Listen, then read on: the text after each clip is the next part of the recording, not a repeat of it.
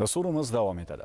Alisher Navoiy nomidagi O'zbekiston Milliy kutubxonasida so'z mulkining sultoni Mir Alisher Navoiy tavalludining 584 yilligiga bag'ishlangan Navoiy ijodi makon va zamon o'rtasida mavzusida adabiy kecha tashkil etildi. Hozir shu haqida. Tadbir O'zbekistonda Shanxay hamkorlik tashkilotining Xalq diplomatiyasi markazi tomonidan tashkil etildi. Unda navoiyshunos olimlar, milliy madaniy markazlar xodimlari hamda o'quvchilar ishtirok etishdi. Maqsad Navoiy ijodi va uning ahamiyatini keng jamoatchilikka yetkazish, madaniyatlar aro hamkorlikni mustahkamlash, yoshlarni buyuk ajdodlarimiz merosini o'rganishga targ'ib etishdir.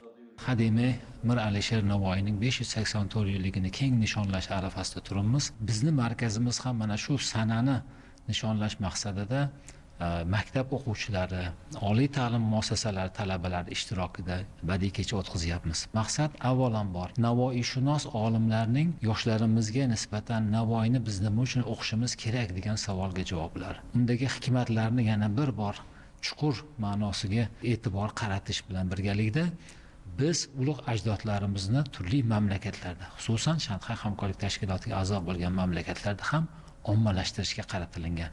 O'ylaymizki, mana yil endi boshlanyapti. Biz hozir hamkorlarimiz bilan yurtimizdan yetishib ulg'aygan va dunyo fani va ilmiga, madaniyat va san'atiga o'zini ulkan hissasini qo'shgan mutafakkirlarimizni xorijiy mamlakatlarda ham keng namoyish etishga va ommalashtirishga o'zimizni qo'limizdan kelgan xizmatimizni qilamiz. Badiiy kecha davomida buyuk mutafakkir Alisher Navoiy ijodidagi zamon va makon o'rtasidagi ajib bog'lanishlar navoiyshunos olimlar tomonidan keng yoritib berildi.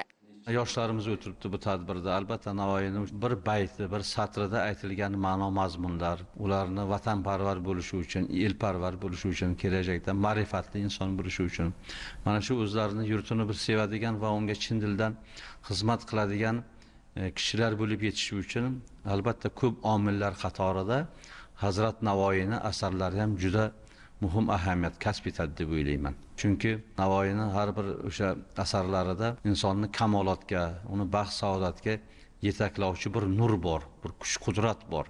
Shuningdek, o'quvchi yoshlar xorijiy tillarda Navoiy asarlaridan parchalar o'qib, uning she'riyat orqali turli millatlar o'rtasidagi mustahkam madaniy ko'priklar qurilishiga xizmat qilayotganini yana bir bor ta'kidlashdi.